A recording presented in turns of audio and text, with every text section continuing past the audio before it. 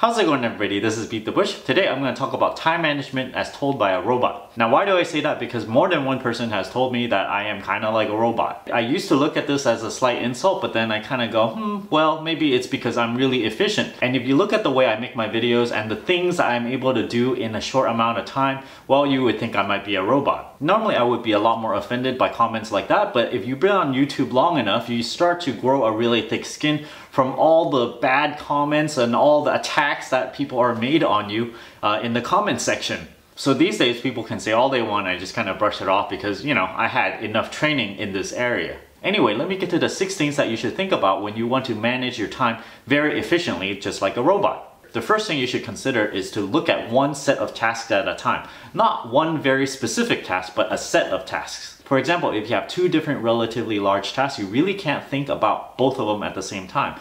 For example, if you have an essay to write versus you have a tax return to file, you can't do them both at the same time, neither can you fit them both in your head. So in that sense, you need to divide the 2 and really not think about one while you do the other. The second thing has to do with you moving quickly, because when you're doing something manual, you need to move your arms very quickly from one spot to another. However, if you're close to something hot or sharp, you don't want to move too fast near those objects or else you'll hurt yourself. So what I normally do, for example, when I'm cooking something, I move very quickly, except when I get to something that's hot or sharp, I would slow down my hands when it nears something. Kind of like a robot. If you ever watch CNC machines, this is how the robot arm works. They move very quickly until they get near whatever object, and then they change speed to something much slower, and then they do something more delicate. For example, you might be cleaning a knife, you will clean the back pretty quickly, but then if you're trying to clean near the edge, you have to be very careful. So you have to slow down on that so that you don't cut yourself. The third thing to consider is that your body needs rest. You cannot do something physically taxing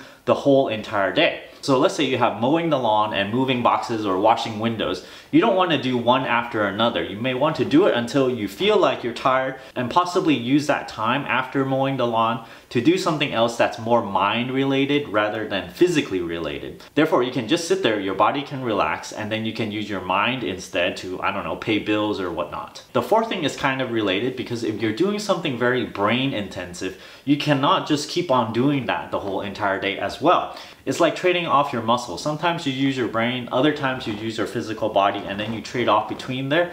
That means you can utilize the entire time you have in a single day. You do a little bit of this and a little bit of that. You're just allowing different parts of your body to rest while you activate the other parts. The fifth thing has to do with multitasking and pipelining. I know in the beginning I talked about concentrating on one single task. However, when you concentrate on one single task, there might be many little tasks associated with that single task. I might do something first that takes the longest lead time, for example, making rice. The first thing I would do is plop all that rice in the rice cooker, get it started, and then maybe go grab something frozen, defrost it, and while it's being defrosted, I would go and wash the dishes. So you kind of plan all these tasks so that you finish as early as you can, so that you can kind of do one after another. This is called pipelining, and it's kind of like a programming related term, but you understand what I'm trying to say. The sixth thing that you can do to increase the amount of time you have is to utilize your idle time. Idle time comes all the time. For example, you might be waiting for someone, you might be waiting in line, or you might be commuting. All this time you're just idle and just either standing there and you really have nothing to do. A lot of people during these times would develop a social media twitch. Whenever there's idle time or maybe idle time during a conversation at a restaurant, they would go in their pocket and pull out their social media and check it. Well, instead of doing this, what I like to do is jot down a whole bunch of mental tasks that I like to think about, and having a list like this all the time in my phone, I can just pull it out anytime I want, look down through my phone a list and see what I want to think about at the time.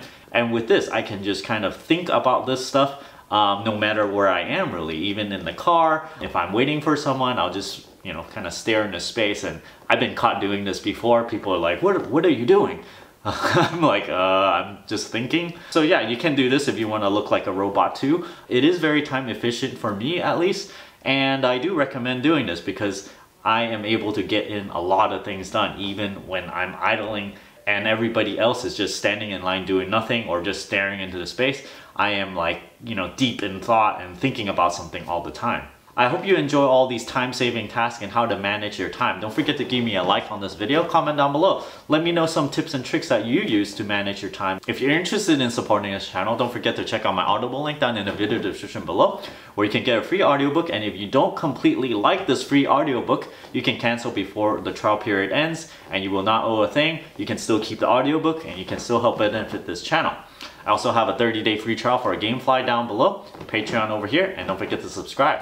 Thanks for watching.